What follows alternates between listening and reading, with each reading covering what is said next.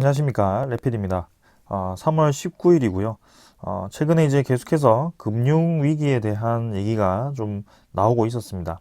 그래서 SVB 뱅크가 파산을 하고, 그러고 이제 CS 은행까지 불안한 상황. 네, 그런 상황에서 이제 도미노처럼 또 이제 은행들이 무너지면서 그런 이제 2008년에 금융 위기가 다시 재현되는 게 아닌가라는 그런 불안감이 있었습니다. 그런 과정에 있어서 또 이제 금리를 추가적으로 올려야 되는지 내려야 되는지에 대해서도 상당히 이제 고민스러운 그런 상황입니다. 자, 분명히 이제 저는 한 방향을 가지고 계속 말씀을 드렸습니다. 자, 오늘 이제 다음 주 시장이 어떻게 흘러갈지 잠깐 이제 말씀드리려고 하는 거고요. 지금 한번 이 내용부터 한번 살펴보겠습니다. UBS가 CS 인수를 나섰다라고 합니다. 글로벌 은행 위기가 이제 중대 기로를 섰다라는 평가인데요. 스위스 정부의 주재로 긴급 협상을 진행을 하고 있습니다. 그래서 인수 뒤에 IB 부문은 매각이 될 거다라는 얘기인데요. 내용을 좀 더 살펴보시면 스위스 최대 투자은행 UBS가 최근 뱅크런으로 파산설이 나돈 2위 은행 크레디트 스위스 CS 인수에 나섰다라고 합니다. 그래서 스위스 정부의 주도로 양측 관계자들이 인수 협상이 탄력을 받았고 SVB 파산으로 촉발된 미국과 유럽은행권 위기가 중대 변곡점을 맞이했다라는 분석이 나옵니다. 그래서 CS가 만약에 파산을 했다면 이제 SVB의 거의 3배가 되는 덩치이기 때문에 상당히 시장 입장에서는 큰 타격을 받을 수밖에 없는 상황이었는데요. 그 타격을 이제 막기 위해서 정부 차원에서 이제 UBS에 언급을 좀 했습니다. 자, 그래서 CS 유동성 위기가 재점화가 되자 자국 은행권에 대한 불신 확산과 글로벌 금융 시스템 전이 등을 우려한 스위스 정부가 위기관리 회의 소집을 주도를 했고요. 다양한 시나리오가 이제 거론이 되고 있다고 합니다. 그 중에 이제 UBS가 CS 인수를 하고 투자은행 부분을 매각하는 방안을 또 이제 포함을 한 것으로 보여졌는데요. 부분 일부만 이제 인수도 할 수 있기 때문에 도이치은행과 블랙록도 이제 인수전에 뛰어들 수 있다라는 가능성이 제기됐다라고 합니다. 그래서 지금과 같은 위기가 사실상 투자에 대한 기회거든요. 네, 여러분들도 아시다시피 이런 위기가 와야지 주식이 많이 떨어지고 위험 자산들이 많이 떨어지게 됩니다. 위기 없이 그냥 계속 진행이 된다면 결국엔 이렇게 매수할 수 있는 기회는 없습니다. 근데 이제 그런 입장에서 본다면 이 CS를 인수할 수 있는 기회가 UBS라든지 이런 도이치은행, 블랙록이 이제 온 거죠. 그래서 준비된 이 은행권, 그 다음에 이런 투자자들이 지금 이제 냄새를 맡고 오기 시작했습니다. 자, 그래서 지금 여기서 이제 중요한 것은 뭐 UBS가 사던, 도이치은행이 사던, 그게 이제 중요한 것이 아니고요. 결국에는 제가 계속 강조하던 이런 위기, 그죠? 위기는 결국에는 정부에 대한 대응으로 인해서 생각보다 잘 대응이 될 것이다. 네, 그 얘기를 좀 드렸습니다. 그래서 우리가 지금 아주 우려하고 있는 그 금융위기죠.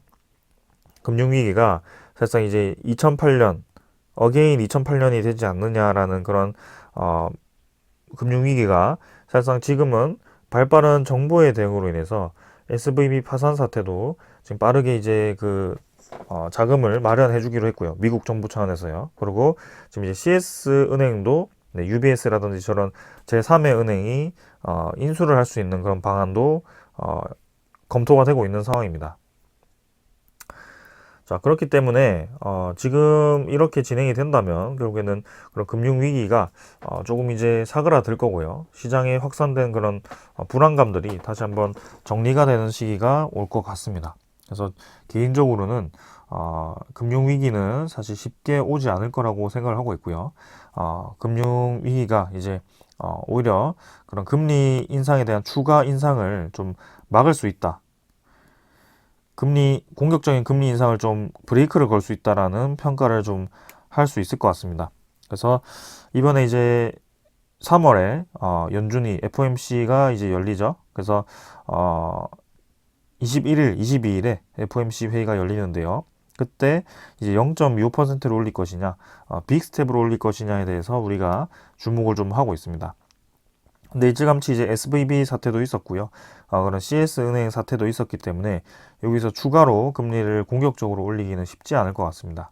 그리고 CPI 지표가 좀 내리긴 했지만 크게 내리지 않아서 조금 불안했지만 결국엔 PPI 지표, 구매자 물가 지표가 또 이제 예상보다 많이 내려가면서 디플레이션에 대한 이 지표를 또 확인을 했습니다. 그래서 FOMC 회의에서 결국에는 0.25%를 올릴 가능성이 거의 90% 이상이라고 평가를 하고 있고요.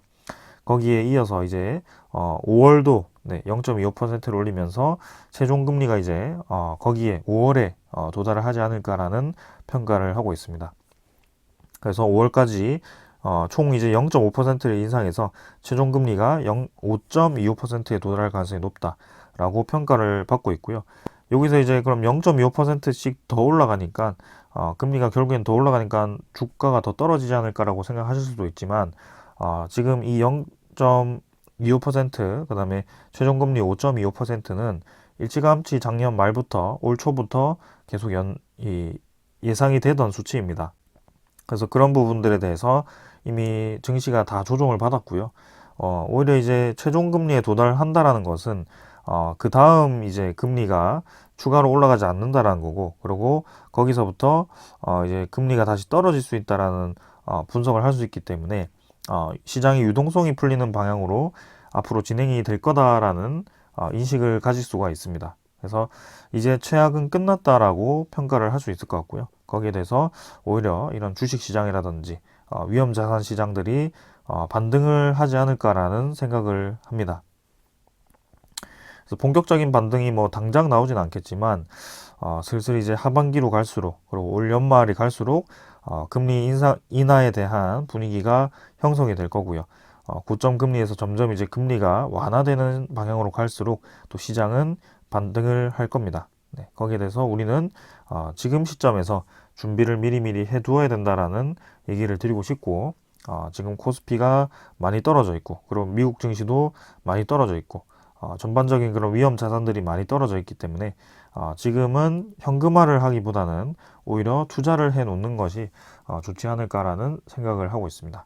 자, 그래서 이 정도로 좀 말씀을 드리고 네, 다음 시장에서 또 이제 월요일이죠, 내일 월요일부터 또 본격적인 시장에 들어갔을 때 움직임을 또 말씀드리도록 하겠습니다. 자, 그럼 오늘 여기까지 하고 마무리하도록 하겠습니다. 감사합니다.